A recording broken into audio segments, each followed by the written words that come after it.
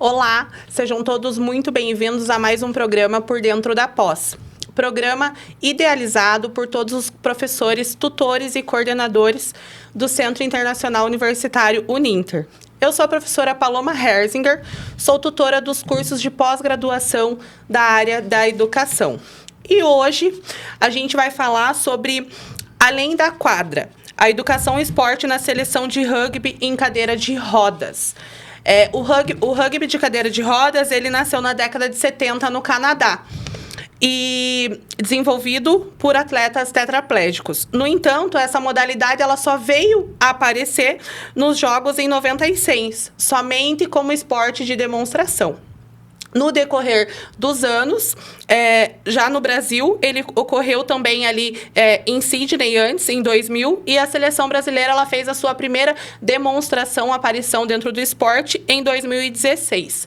E para falar um pouquinho sobre esse assunto, eu trouxe aqui um amigo meu, o Ellison, para falar sobre o trabalho que ele faz dentro da seleção brasileira de rugby de cadeira de rodas. O Ellison está finalizando a formação em educação física e ele é staff e mecânico da seleção brasileira de rugby de cadeira de rodas. Ellison, seja muito bem-vindo. Muito obrigada por aceitar o meu convite. E fala um pouquinho aí sobre como que funciona o teu trabalho dentro da seleção. Olá, Paloma, tudo bem? Primeiramente, agradecer o convite para estar vindo aqui divulgar e conversar um pouco sobre a modalidade do rugby em cadeira de rodas. Eu me chamo Ellison Vaz. Hoje eu atuo em duas funções dentro da seleção, né? Staff e mecânico. São duas funções distintas, mas que demandam um tempo aí e também uma dedicação constante perante aos atletas, né? Hoje a nossa seleção ela é composta por 24 atletas, né? A gente tem uma seleção, vamos dizer assim, onde temos 12 atletas fixos e a seleção e o outro suporte com os outros 12 atletas, do qual eles compõem também esse plantel.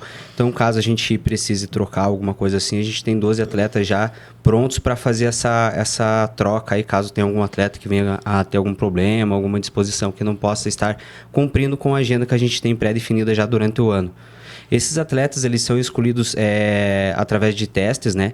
Então, todo começo de temporada a gente tem o tryout, onde a gente divulga para os clubes, os atletas.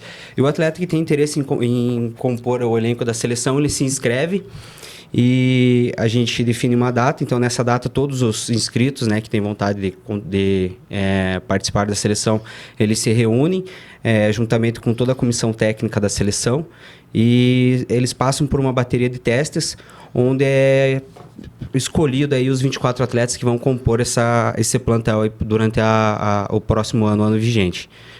Feito isso, a gente trabalha com os 24, dentro dos 24 a gente escolhe os 12 que ficariam como, vamos dizer, os titulares para a seleção, né?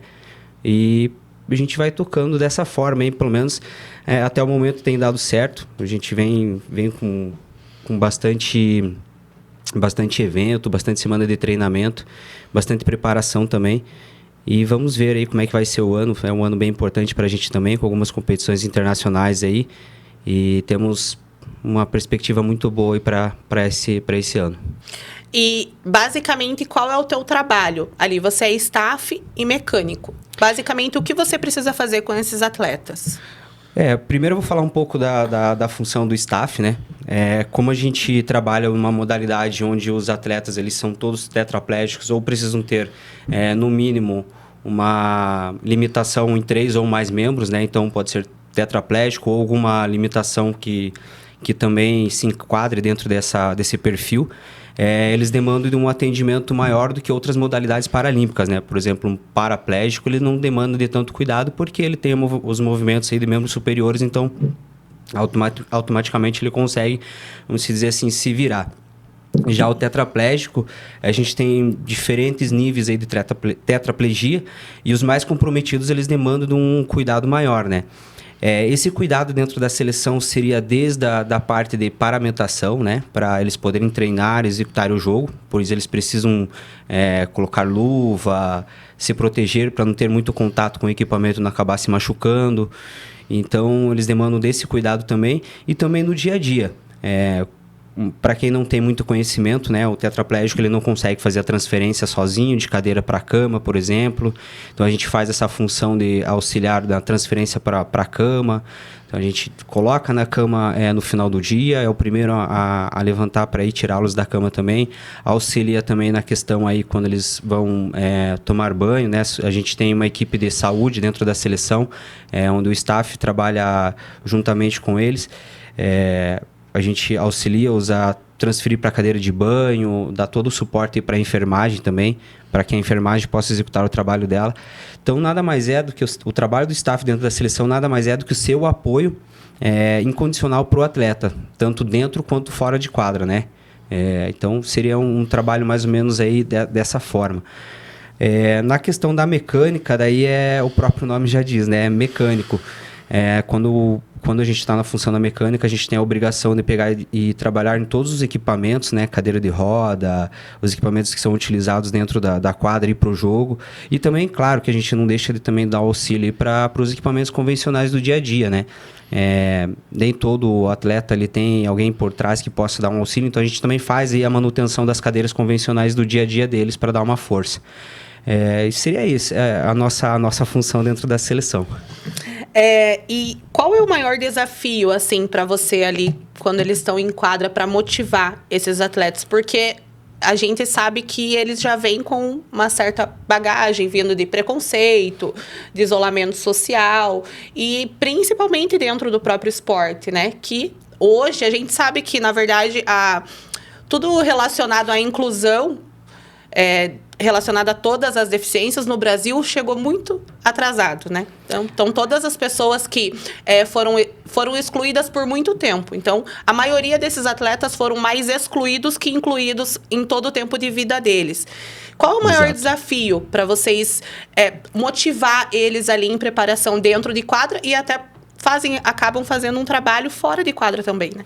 Sim, essa é uma questão muito importante, né? Porque a nossa sociedade, ela infelizmente não é preparada ainda para agir de tal forma com uma pessoa com deficiência, da mesma forma que ela age com uma pessoa que não possui nenhuma limitação, né? A gente tem até, às vezes, alguns casos quando a gente sai com os atletas em algum evento, alguma coisa assim, como é um número elevado de tetraplégicos, de cadeirantes, as pessoas até tomam, vamos dizer assim, um leve susto, nossa, né? Porque não é comum você ver tantos cadeirantes juntos. Então, tem alguns atletas que brincam, assim, quando a gente está saindo e começa a ter muita visualização do povo em volta, externamente, o povo fala assim, abriu a porta do zoológico. Porque, infelizmente, a nossa sociedade, ela não tem essa visão de tratá-los da mesma forma como a gente trata alguém que convive com nós no dia a dia, né? Então, esse é o principal problema que a gente encontra dentro da sociedade, e na seleção não é diferente. Então, quando você traz esse problema para dentro da seleção, você precisa trabalhar com eles de uma forma com que eles se sintam bem, não somente para dentro da seleção, mas para quando a gente vai o extra-seleção, né, o extra-quadra. E isso tudo a gente trabalha com psicólogo, a gente trabalha com o próprio pessoal da comissão. Essa questão de motivação para eles também é algo que a gente não precisa trabalhar muito focado também, porque ele já vem de uma caminhada assim, já muito bem preparada, né? Eles, no dia a dia deles, assim, eles já são pessoas que já sabem lidar muito bem com esse tipo de situação. Os atletas que a gente tem lá, principalmente, eles já são um pouco mais desenvolvidos, assim, em relação à lesão e tudo mais. Então, eles lidam até com essa parte, assim, muito bem, inclusive fazem até piadas, né? Como comentei, abriu a porta do zoológico. Isso são comentários que eles mesmos fazem para... Eles já são bem resolvidos. Muito bem resolvidos. Então, eles já quebram esse gelo, né? Quando a gente tem uma proximidade com eles também, a gente consegue também quebrar esse gelo justamente com uma forma mais despretensiosa, com uma forma mais leve, às vezes fazendo uma brincadeira, às vezes puxando um comentário, mas tudo, é claro, com muito respeito, né? A gente trabalha dessa forma, assim, para realmente quebrar o gelo, deixá-los o mais à vontade possível, mesmo a maioria ali não necessitando desse cuidado, né? Mas a gente sempre se preocupa com isso. Dessa forma, eles conseguem se sentir bem, né? Para que possa executar o que lhe for encabido.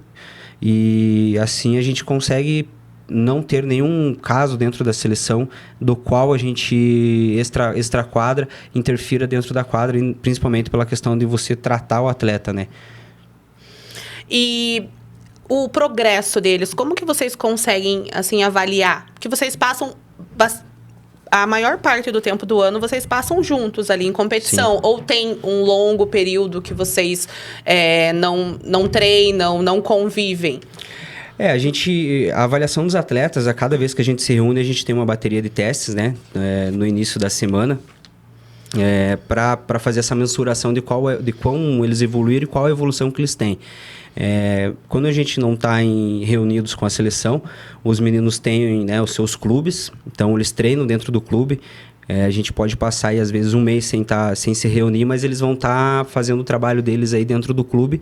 E cada atleta que compõe a seleção desses 24 tem um acompanhamento da comissão técnica. Então, a comissão técnica passa vamos dizer assim, um script, o que eles devem fazer, o que eles não devem fazer durante esse período que a gente não está reunido.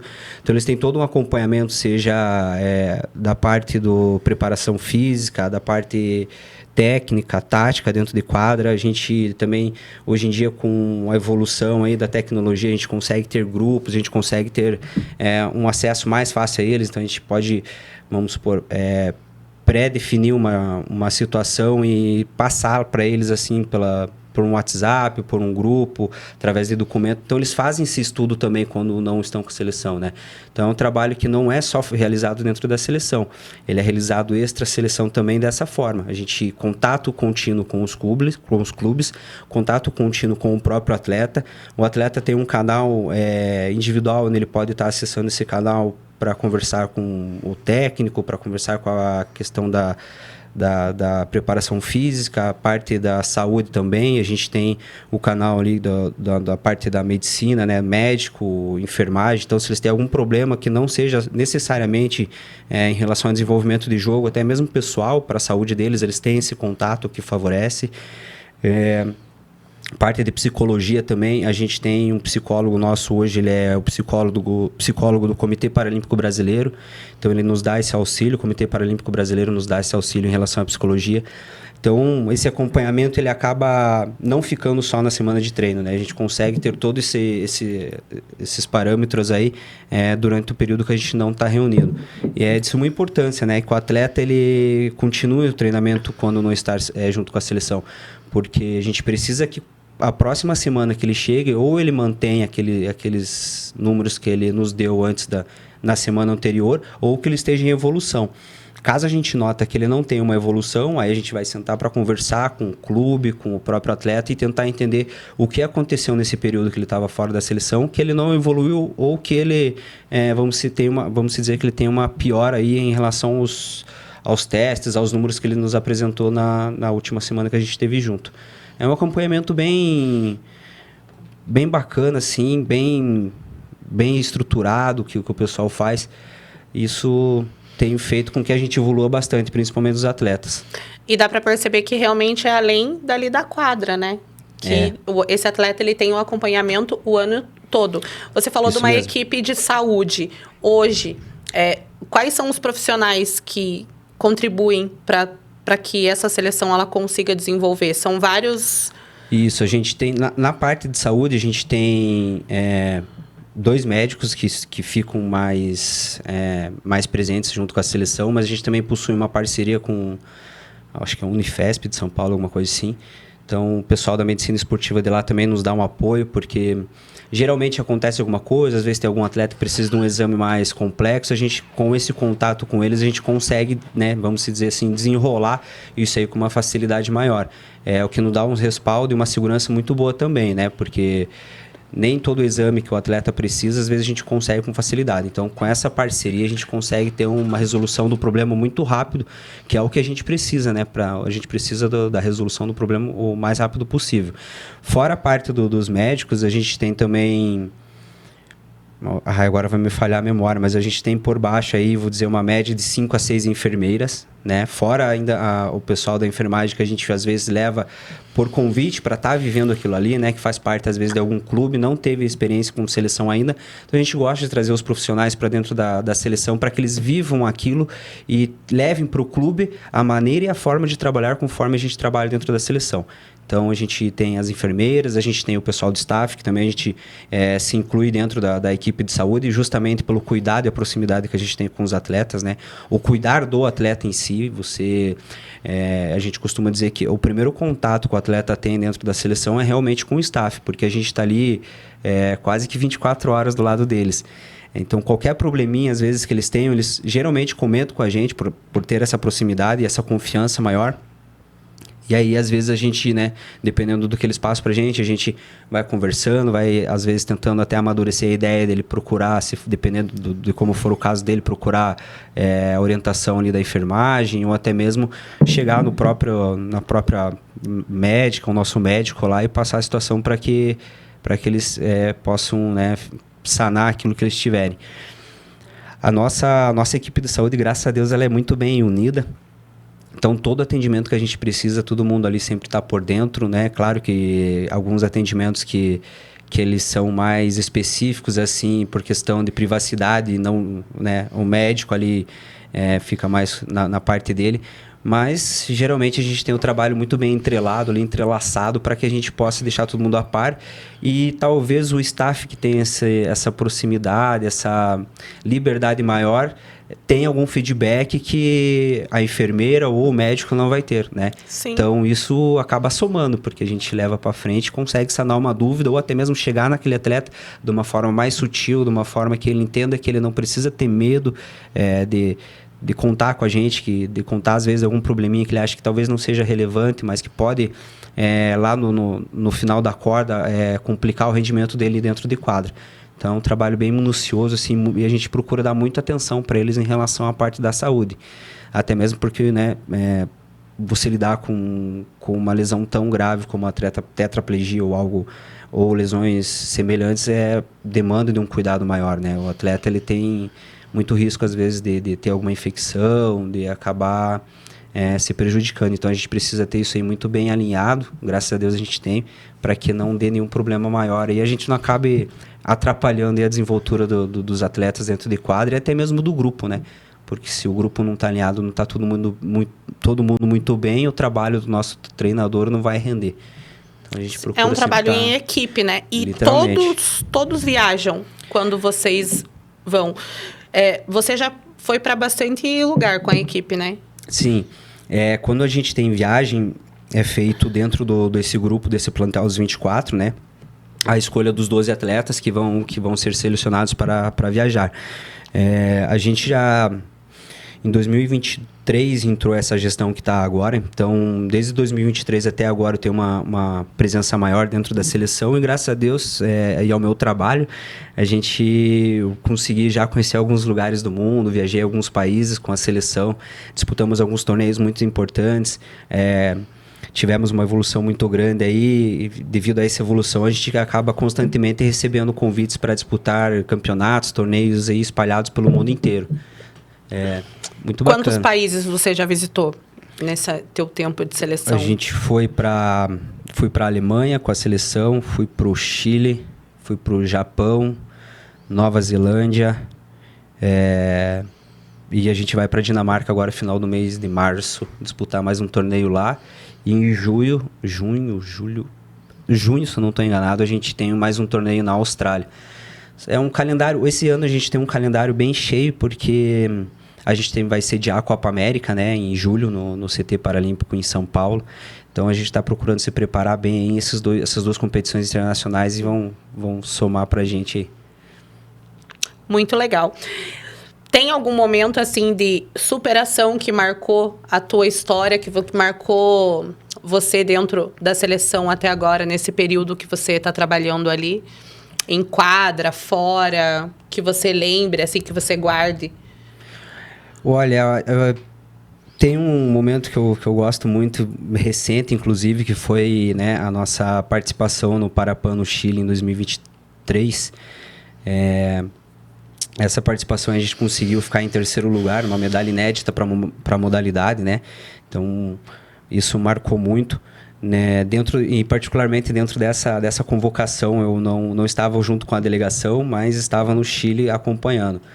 E mesmo de fora da quadra, a gente que trabalha com todo mundo, a gente torce sempre para que todo mundo saia vencedor. E mesmo você, às vezes, não estando dentro da quadra, o sentimento que você tem de fora dela é o mesmo dos meninos que estavam lá dentro. Então, marcou de uma forma muito, muito positiva, assim. Eu acho que foi um passo muito importante para a nossa modalidade, né? Para nos dar visibilidade também, para nos dar um ânimo a mais. Era um começo de um novo ciclo, né? Que era o ciclo para Paris agora, que foi em 2024. Então a gente foi um momento que marcou muito, assim, devido à superação, à entrega dos meninos, algumas adversidades dentro de quadra que acontecem, né, em todo o campeonato, mas que serviram, assim, para engrandecer ainda mais a conquista, né? Então essa medalha de bronze aí, ela foi muito comemorada, foi muito... desejada. Muito desejada, e quando chegou, você já deve imaginar o quão feliz a gente ficou, né? É uma modalidade que nunca havia chegado tão perto. A gente teve o próprio presidente do Comitê Paralímpico acompanhando a nossa decisão lá. Pessoas muito influentes no meio pararam de fazer o que estavam fazendo lá no Chile para ir assistir o nosso jogo, porque sabiam que o rugby brasileiro estava numa evolução legal. Então foi um presente, assim, que para todo o meio, assim, dentro do esporte paralímpico, foi um presente muito, muito legal, assim, ter essa medalha de bronze aí. Que bacana. E sobre o teu trabalho na mecânica, quais são ali as principais ajustes, manutenções que você tem que fazer? Precisa fazer. Isso ocorre antes, durante? Como que funciona?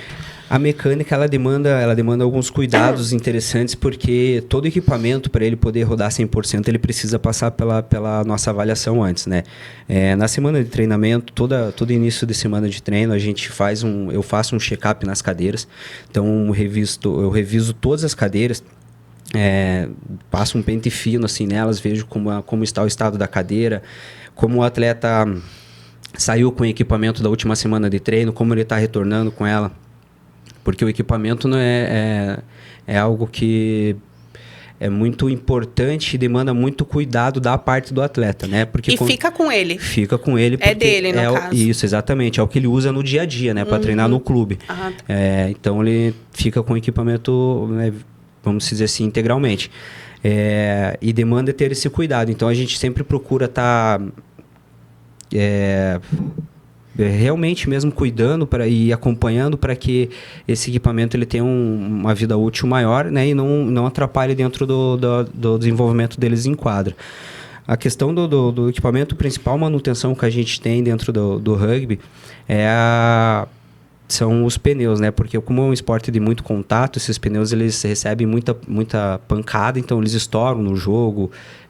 A gente tem um sistema dentro da seleção onde a gente leva alguns materiais já sobrando, realmente porque como o contato é muito intenso, esses equipamentos ele acabam extraviando, a gente precisa ter a troca rápida.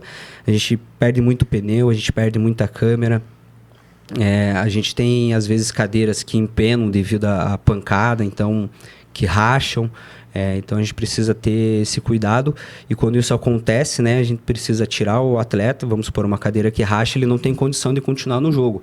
Então, quando a cadeira vem para mim, né, antes da competição ou antes da semana de treino, e eu não avalio ela e ele vai jogar e essa cadeira ocasiona algum problema que é irreversível no momento, a gente perde o atleta. Você perder um atleta de alto rendimento dentro de uma partida onde demanda muito da qualidade desse atleta, da tática que foi criada dentro do planejamento, né, incluindo esse atleta, é um desfalque muito grande para o alto rendimento. Não existe uma cadeira reserva no caso? Não existe uma cadeira reserva. Então, a atenção com o equipamento tem que ser 24 horas.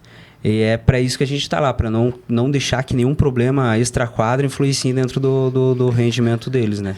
E acontece de estourar o pneu, como você falou, no meio do jogo. Sim. E vocês fazem durante... a partida continua rolando ou existe Isso. ali um... A gente tem... Todo atleta, eles têm roda reserva, né? E ela já tem toda preparada e para você fazer a troca quando ocasiona algum estrago de pneu dentro do jogo. E isso é mais comum do que parece.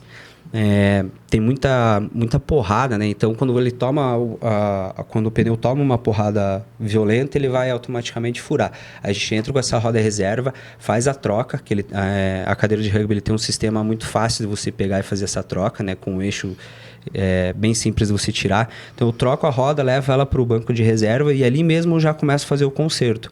A gente tem câmeras auxiliares para fazer a troca, pneu novo que a gente faz a troca caso seja necessário. Então, antes de ir para a partida ou para o treino, algo assim, a gente já tem todo um aparato por trás do jogo em si ali, esperando já para resolver os problemas.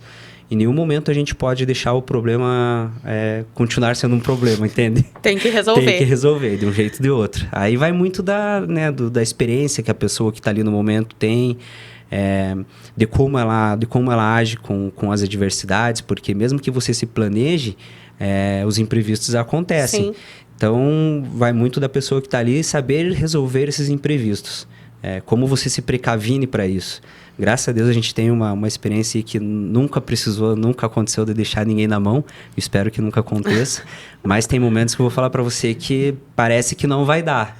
Porque o tempo que está passando, é o atleta que precisa estar apto para jogar, é o E provavelmente treinador no cobrando. momento eles estão ali também ansiosos. Muito, né? Porque eles entendem também a importância que eles têm e dependendo de como está o calor do jogo, ele sabe a importância que ele está ali dentro daquela função, dentro Sim. daquele momento. Você tirar ele por causa de algum problema em equipamento seria um erro muito grande. Coisa que não pode acontecer no alto rendimento, né? Então, é a mesma coisa que você querer que o Neymar faça 10 gols, ou faça, sei lá, a diferença num jogo com 2 gols, mas a chuteira dele não tá legal. Tá sem o solado, por exemplo. Ele não vai conseguir render o que ele renderia com um equipamento bom. Uma analogia bem meia boca aí, mas só pra gente poder entender. E essas emergências, assim, você já teve algum momento que você não vai dar conta de algum reparo? A gente teve, sim. Inclusive, foi um pouco recente, foi na Nova Zelândia, agora em 2024, onde a gente estava disputando a vaga para a Paralimpíada, né? Para as Paralimpíadas de Paris. O nosso atleta, o Júlio, ele acabou tendo uma ruptura da catraca de cintura, né? Que eles usam como se fosse um cinturão, mas ele é catracado na cintura para que quando eles tomam impacto, eles não saiam voando da cadeira, literalmente, né? E eles precisam estar na cadeira. A cadeira e o atleta precisam ser um só. Então, essas catracas, quando eu falar catraca, são esses cintos, para prender ele na cadeira e deixar eles bem fixos. E quando elas arrebentam, é meio complicado de você arrumar porque ela tem um sistema que você precisa soltar ela, regular novamente, você vai precisar parafusar ela novamente na cadeira. E essa situação que aconteceu na Nova Zelândia com o Júlio, arrebentou a catraca dele. A gente tem 1 minuto para entrar em quadra e resolver o problema ou você precisa tirar o atleta, né? Então, é um espaço-tempo muito curto. Pausa o jogo nesse 1 minuto. Pausa o jogo nesse 1 minuto, mas se eu não resolver automaticamente, o atleta precisa ser retirado de quadra. Então, você, né, no calor do momento, você precisa entrar e dar conta. E esse do Júlio foi bem cansativo, assim, porque a gente catraca é algo que a gente não tem o costume muito, assim, de levar para competição, porque é algo que é difícil de estragar. E quando estragou a dele, a gente entrou, analisou, aí o Pedro, que estava de mecânico junto comigo, ficou auxiliando, eu voltei para o banco, peguei mais ferramenta, daí voltei para a quadra, a gente teve que desmontar ali quase a cadeira dele, soltar a catraca antiga, fazer uma adaptação nela, a gente não conseguiu nem usar ela conforme teria que ser usada, a gente precisou improvisar uma adaptação dela, para que ele pudesse se prender novamente e dar continuidade no jogo, né? E nisso vocês tiveram que tirar o atleta da cadeira? Ou não? Não precisou? Não precisou. Não precisou tirar ele da cadeira. Ia ser mais complexo ainda, né? Mas mesmo assim, foi tudo isso em 1 minuto? Tudo isso em 1 minuto. Quando tava vencendo 1 minuto, o juiz apitou, a gente tava terminando de colocar... Porque você precisa sacar a roda, né? Para ter um espaço melhor para trabalhar com ele. A gente tava terminando de colocar a roda de novo. Então foi... Acho que todo mundo que estava lá no ginásio se surpreendeu com a velocidade da resolução do problema, mas deu tudo certo e a gente pôde continuar com ele em quadra. E foi um alívio depois. Nossa, quando demais. Acabou. Quando a gente viu que conseguiu terminar e que ia dar tudo certo, você olha pro banco assim, olha pro teu técnico, só dá aquele sinal de positivo, assim, se sente aquele alívio de geral, sabe? Sim. É legal. Vocês passam algumas orientações para eles cuidarem dessas cadeiras? Assim, existe, digamos, um manual, olha, vocês precisam fazer isso? Sim. A gente tem o check-in das cadeiras, né? Como eu comentei. Esse check-in a gente sempre baseia do check-in da semana anterior para a próxima, ou do evento anterior pro vigente que a gente vai estar no momento. Então, eles precisam chegar com ela 100% utilizável, né? Eles não podem chegar com a cadeira meia boca, com o pneu estourado, com uma catraca estourada, ele tem que chegar lá, vamos dizer, vou chegar hoje no evento que eu tiver com a seleção, na semana de treino que for, pro campeonato que for, eu tenho que chegar lá para realmente sentar na minha cadeira e jogar. Ela tem que ter qualidade de jogo no momento que eu chegar lá. Se não tiver, ele vai tomar uma punição, né? Daí a gente passa para a comissão técnica vai chamar esse atleta. Ele é punido. E vai ter uma conversa com ele, com o diretor de alto rendimento, com a coordenação de alto rendimento, né?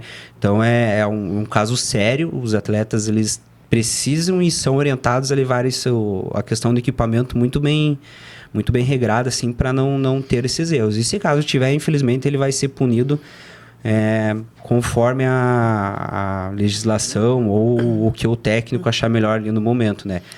E essas cadeiras, a seleção que fornece? Ou o atleta ele já entra para a seleção, ele já tem a cadeira dele? Como que funciona? Hoje em dia, através de parcerias e com a evolução que a gente teve da Associação Brasileira de Rugby em Cadeira de Rodas, graças a muito ao nosso presidente José Higino, a seleção consegue fornecer essas cadeiras hoje para os atletas, mas não foi assim, né? Antigamente não era assim, então o atleta precisava fazer um investimento, né? Por ele mesmo, para ter essa cadeira e para poder desenvolver o seu jogo. O que acontece em muitos clubes, às vezes, por receber doações, alguma coisa assim, tem alguma cadeira que às vezes não está inutilizável, e daí quando o atleta chega para conhecer a modalidade, começa a jogar, o clube empresta essas cadeiras. Conforme o atleta vai evoluindo, ele vai tendo outras metas e vai querendo evoluir juntamente com o pessoal, com o grupo que ele compõe. Aí ele já pensa em investir numa cadeira melhor, em tentar trazer um equipamento de uma qualidade maior do que o que ele teve, do que o que ele recebeu, né, do clube. É onde eles fazem o investimento da cadeira. Quando eles chegam na seleção, com essa gestão que está agora, a gente, com parceria junto à Alfamix, que é a empresa, né, a fábrica que nos fornece as cadeiras, ela é uma patrocinadora master, assim, vamos dizer, da associação hoje. A gente consegue ter essas cadeiras aí através dessa empresa. É claro que é feito todo um estudo, é passado por me fugiu o nome agora, licitação, perdão, né? Então é feito licitação, a empresa, mesmo a empresa sendo patrocinadora nossa, ela precisa passar pela licitação, tudo certinho conforme demanda a lei, para ela poder fornecer essas cadeiras posteriormente. Não vem de graça, né? Mas através da licitação e de projetos aí que a associação faz a captação aí, a gente consegue fornecer a cadeira pro atleta daí.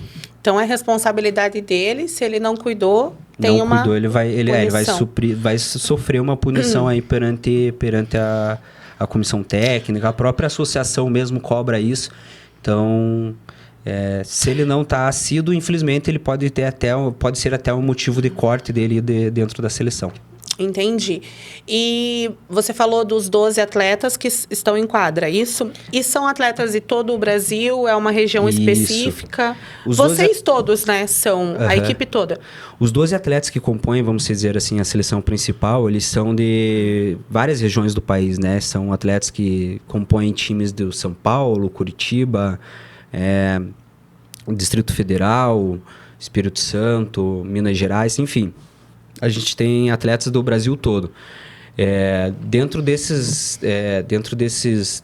clubes e esses atletas, a gente compõe o time que sai jogando, que são 4 atletas, né, que compõem o time que sai jogando dentro de quadra. E os outros são suplentes. Mas sim, todos os atletas são aí meio que de todas as regiões do Brasil. A gente tem... Hoje em dia a gente também está conseguindo evoluir o rugby para alguns polos que não existiam antes, né? A gente está com escolinha de rugby hoje em dia para criança, para adolescente, já no Maranhão, Pará, Amazonas. A gente tem escolinha de rugby também, acho que na região Nordeste, aí, Paraíba, Pernambuco, Rio Grande do Sul, na região Sul. Então tem uma evolução bem grande. Então é só para responder a pergunta, para você ter uma ideia de quantas escolinhas e centros de desenvolvimento a gente tem espalhados pelo Brasil. E todos pertencem, são projetos da seleção. Isso, são todos projetos da Associação Brasileira de Rugby em Cadeira de Rodas, juntamente com o Comitê Paralímpico Brasileiro, né? O Comitê Paralímpico nos dá o apoio. O próprio comitê já tem vários polos em desenvolvimento espalhados pelo Brasil, né? Mas nem todos os polos, às vezes, têm especificamente a modalidade do rugby em cadeira de rodas. Então, tem um polo, vamos supor, aqui em Curitiba. Vai começar agora a escolinha do rugby em Curitiba também. A associação entra em contato, né, faz um estudo. Se tiver a possibilidade de a gente implementar uma escolinha ali, a gente vai implementar. Vai ser mais um polo de desenvolvimento para a modalidade. Então, até Curitiba entrou esse ano. Acho que mais tardar aí, mês que vem, a gente já tem uma escolinha de rugby em cadeira de rodas aqui em Curitiba para desenvolver a modalidade. É muito bacana, né? Porque eu estudo muito sobre o autismo e hoje eu vejo que as crianças, elas têm mais oportunidade, a família tem mais oportunidade da inclusão dessas crianças em todas as áreas na sociedade. Não só em escola, mas no esporte também. Desculpem. Então, e a gente fala muito sobre todas as outras neurodiversidades, mas fala-se pouco na mídia sobre o rugby. E são crianças que vão ter um futuro diferente, né? Até desses atletas que muitos demoraram para entrar no esporte. Sim. É claro que existem aqueles que tiveram um acidente no decorrer, né? Ali da vida e agora que se depararam com a deficiência, mas é legal saber que essas crianças, esse público vai ter um futuro diferente, vai ter um acesso ao esporte.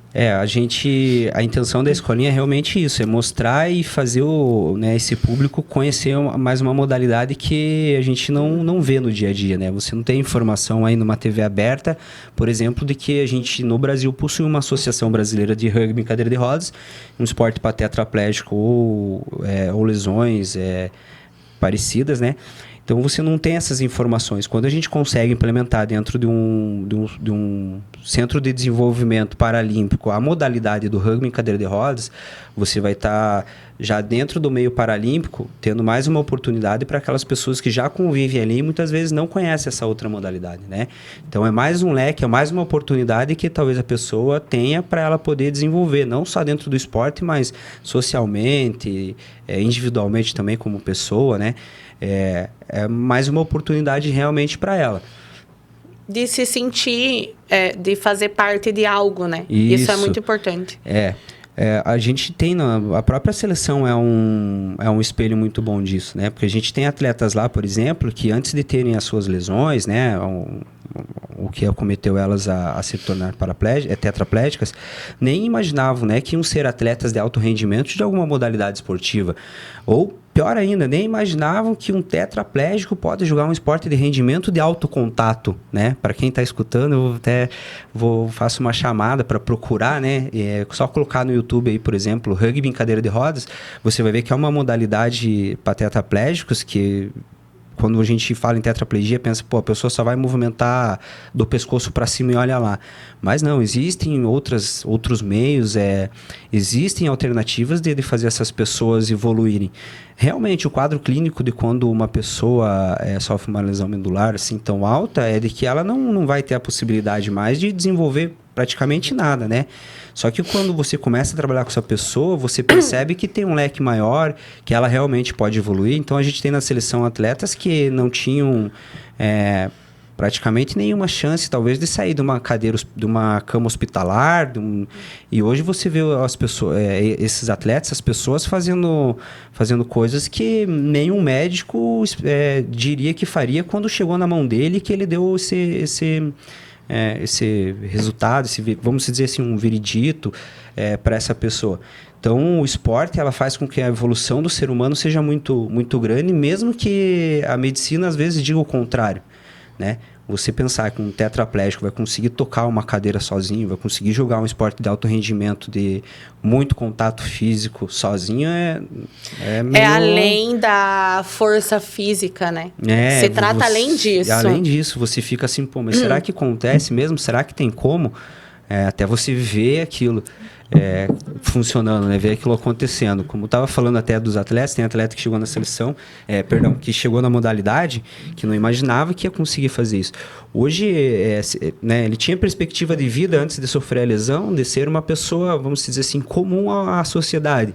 Vai trabalhar, às vezes, numa fábrica, vai ser uma pessoa que vai trabalhar por conta, sei lá, vai ser um empreendedor, enfim...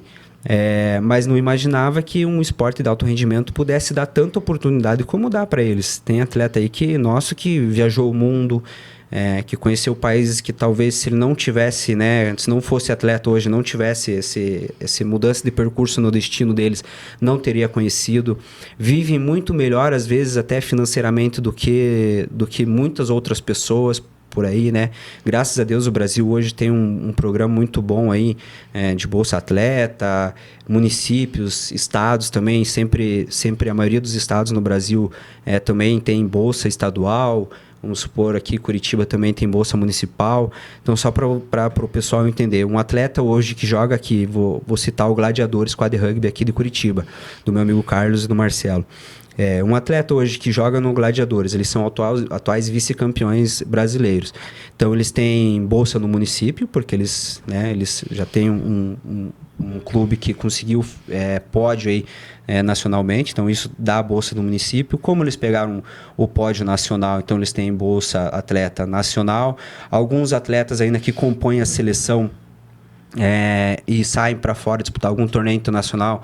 Quando a gente consegue uma classificação entre os 3 melhores, a gente consegue pleitear a bolsa internacional também. Hoje na seleção os 12 principais atletas também, até um programa que entrou nesse ano, né, que foi um trabalho muito bem elaborado pela nossa diretoria, nossa presidência, do qual eles vão receber uma bolsa aí também da própria confederação, esses 12 atletas, que é mais um incentivo para eles treinarem não somente dentro da semana de treinamento, mas cuidar de si, do seu desenvolvimento extra seleção, né? Então quando a gente fala assim, que eles precisam estar no clube, eles precisam me apresentar algo quando a gente volta, tudo isso que eu estou falando, inclusive essa bolsa faz com que ele tenha como trabalhar fora a seleção. Então ele vai conseguir pagar uma academia, vai conseguir pagar um personal. Ele consegue viver do esporte hoje. Consegue viver do esporte. Então agora pense comigo, todas essas bolsas que eu falei, mais um auxílio aqui, outro ali, eleva o rendimento de uma pessoa a níveis que talvez uma pessoa hoje que trabalhe dentro de uma empresa não tenha, né? Não tenha. Então, não é o fim do mundo. Quando a gente pensa assim em acidente, tetraplegia, alguma coisa assim, cadeira de rodas, a pessoa vai virar perdão da palavra, um coitado. Muito pelo contrário. Abre um mundo, um leque assim, de oportunidades muito grande. A gente só não pode se acomodar, né? Então, quando a gente chega para alguma pessoa que é nova no meio, alguma coisa assim, o papo é esse. E aí, vai tentar mostrar o que ele pode ser, onde ele pode chegar e o que ele pode conquistar. Talvez ele vendo esses 3 pilares, ele vai ser aquele... tô aqui nessa situação, mas, nossa, tem tanta coisa boa para mim. Começa a se espelhar em pessoas que já estão lá. Então, uma coisa meio que puxa a outra. Um é espelho do outro, um é, muitas vezes, assim, o ídolo do outro. Quando se vê, já está no mesmo nível. E um puxa o outro, né? Então, a gente usa, às vezes, a história de um para resgatar o outro. Para motivar Para outro. motivar o outro. E eu acho que não tem melhor, né? Que é eles se espelharem ali entre eles mesmos para perceber que eles são capazes realmente. Muito, muito. A gente tem casos na seleção de que atleta que vamos supor, que nunca tinha pego uma seleção, algo assim, se espelhava em alguém que tá lá dentro e hoje é companheiro de seleção. Veste a mesma camisa, viaja para os campeonatos internacionais juntos, representa o país do lado daquele que ele falava assim, nossa, um dia eu quero talvez ser igual a esse cara. Então, isso dá um ânimo, faz com que a gente evolua e ainda consiga trazer pessoas que não têm conhecimento junto com a gente e ajuda elas a evoluírem também. Uma coisa vai puxando a outra. É muito, muito bacana, já está dando nosso tempo aqui. Ellison, conta pra gente aí quais são os próximos eventos. Se você quiser passar o Instagram para o pessoal acompanhar também como funciona a história dessa associação. Os próximos eventos nossos da seleção, a gente viaja agora para Dinamarca, final do mês que vem. A gente vai disputar um torneio na Dinamarca lá. Mas já pensando na Copa América, que vai ser disputada, que a gente vai sediar, né, em julho em São Paulo. Voltando desse evento da Dinamarca, a gente tem mais uma semana de treinamento, daí a gente se prepara para ir para uma outra competição na Austrália, que daí a gente fecha a preparação para essa Copa América que a gente vai ter em julho. Acho que, se eu não me engano, em novembro a gente tem a Copa Quatro Nações na Colômbia. Também tá para se confirmar, mas esse ano o nosso foco realmente mesmo é a Copa América, né? E uma agenda apertada para esse ano, hein? Uma agenda apertada, tem muito trabalho pela frente, graças a Deus. Vamos movimentar bastante a modalidade. Que legal, eu queria agradecer muito a tua presença, por ter aceitado o meu convite. Eu gosto muito de falar sobre isso, da importância da inclusão, independente da deficiência. E é de gente assim, que fala com brilho no olho, que a gente precisa hoje. Eu falo muito sobre a sala de aula, sobre o profissional, sobre o professor, que falta essa empatia, que não... Às vezes, a gente foca muito na formação, no diploma. E a pessoa precisa da empatia para trabalhar com esse público. E eu não estou dizendo da mesma maneira que você me falou, a gente não precisa tratar como um coitado. Mas está ali, daquela pessoa saber incluí que está ali. Ela, né? Isso. Socialmente, como ela merece ser incluída. E é o que a gente precisa, realmente. Sim. Isso hoje para evoluir. Você falou muitas coisas boas sobre isso, mas a gente sabe também que nem sempre foi assim. Tem muito trabalho por trás de tudo isso para chegar ao que é hoje, né? Exatamente. E mesmo assim, a gente vê pouco na mídia, né? Pouco divulgado.